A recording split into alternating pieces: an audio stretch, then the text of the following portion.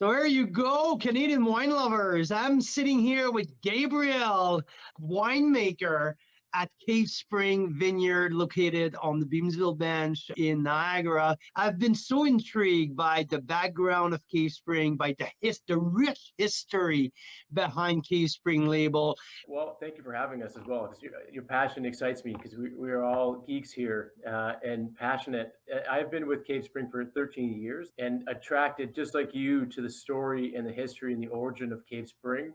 One thing that people may not know is the brand is built around a place. Cave Spring is an actual place. It is the name of the vineyard and the site from which the grapes for our wine are grown, harvested. And I was drawn to that place, and the story behind that place is quite romantic. Len learned about the special nature of the escarpment in the lake, and wanted to find a place where that relationship, that moderating relationship, was most exaggerated, which created the most protection from climatic variables.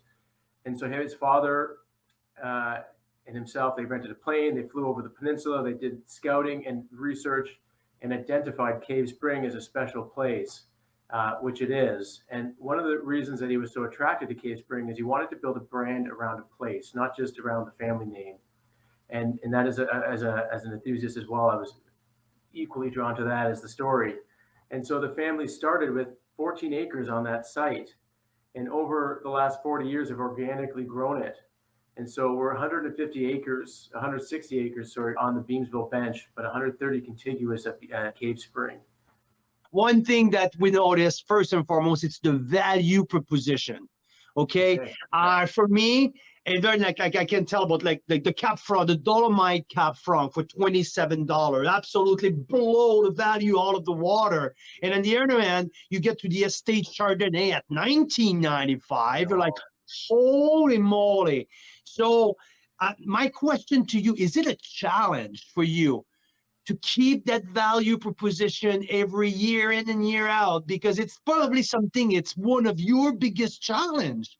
Yeah, I mean, that one of the benefits of a mature company and run very well is we own our vineyards. We've built the brand organically, and so because of those attributes, we can do, like, again, over 90% estate fruit. Those wines you talked about, 100% estate fruit, 100% wild ferment, no additions, sulfur to bottle.